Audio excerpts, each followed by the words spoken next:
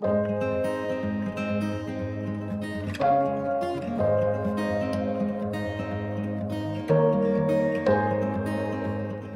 on the journey of living a non-toxic lifestyle, I think the most important place to start is looking at your kitchen and seeing what you need to change. I think the first priority in the kitchen is to evaluate your water. Not just city and county water are toxic, but also well water can be, and it costs a lot of money to test for all of the different pollutants. For this reason, we use an under-sink reverse osmosis machine, which is very efficient and affordable.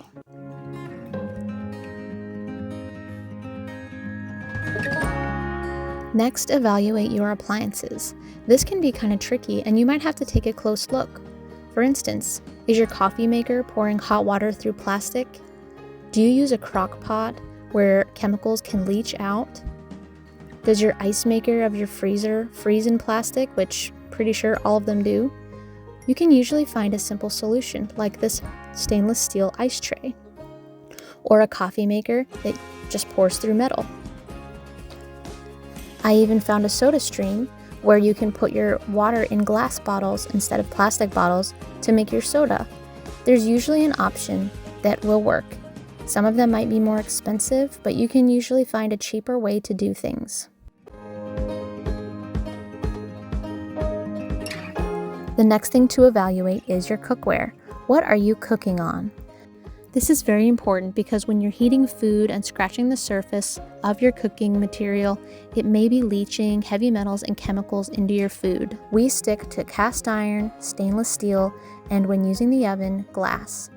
Types of cookware to avoid would be aluminum, most ceramics because of their glazes, they can scratch and be toxic, and of course anything labeled non-stick is usually Teflon, which is made using PFOA.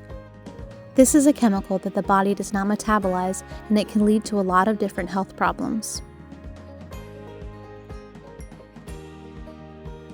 Next, evaluate your dishware, your cooking utensils, and your serving utensils.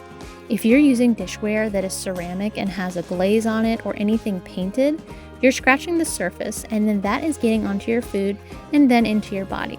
The same goes with plastic, so then we're getting plastic into our body.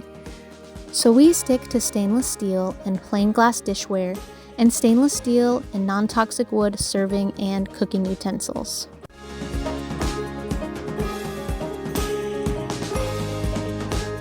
Fortunately, plastic storage containers are becoming less common, and people are jumping on board with glass storage containers. You can also find stainless steel storage containers. They're becoming so affordable and easy to find, so it is great to have a nice supply of them. I really like the kind with the snap-on plastic lids that have a silicone ring that makes it leak-proof. Just make sure you're not sealing up your food in the container when it's really hot and steaming, because that steam will drip down onto your food. A great thing to keep on hand are silicone Ziploc bags. This way you can expose yourself to less plastic by using silicone instead, and you can wash these and reuse them over and over again.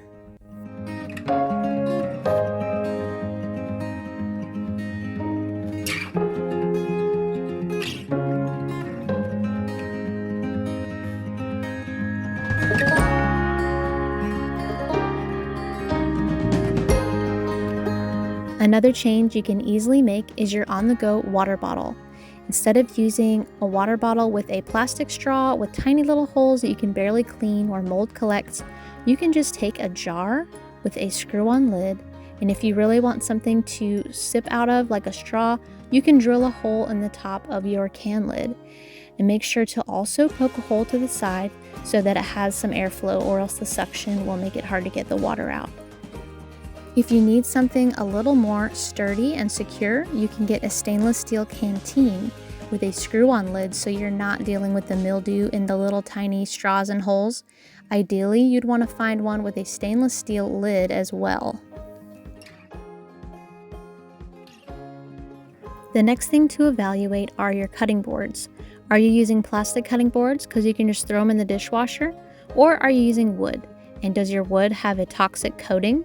The good news is you can sand down that toxic coating and then recoat it with something all natural, like this that I got on Amazon that was very affordable. Also do this with your wooden cooking utensils, just sand them down and put a new coating on them.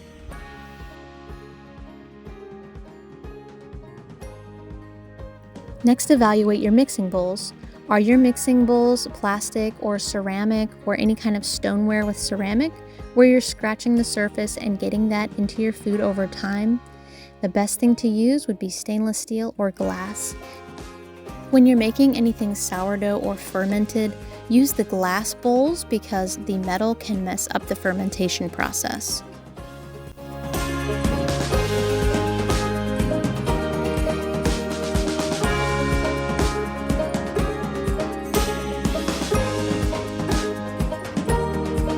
It is so easy to change up your all-purpose cleaner. All you need is a little bit of white vinegar, some water, and maybe even some essential oils just to make a little bit of a fresh smell. I've also seen people put things like lemon rinds in their cleaner for that fresh lemony scent. You could also use a citrus essential oil. In this cleaner, I decided to use eucalyptus and rosemary oil for a nice, fresh, clean scent. I'm actually very careful about how much essential oils I use. I don't use diffusers or anything because I do think that essential oils can act as hormone disruptors because they're so strong. So just be careful. But I think that they help with keeping bugs away and things like that, and also just giving the home a nice fresh scent after a good clean. It is so important to stop using strong and synthetic fragrances in our homes. These are messing up our hormones and causing so many health problems. Try opening a window to let in some fresh air instead of using air fresheners. Or try cooking your smelly things like onions and garlic outside on your porch instead of letting it smell up your house.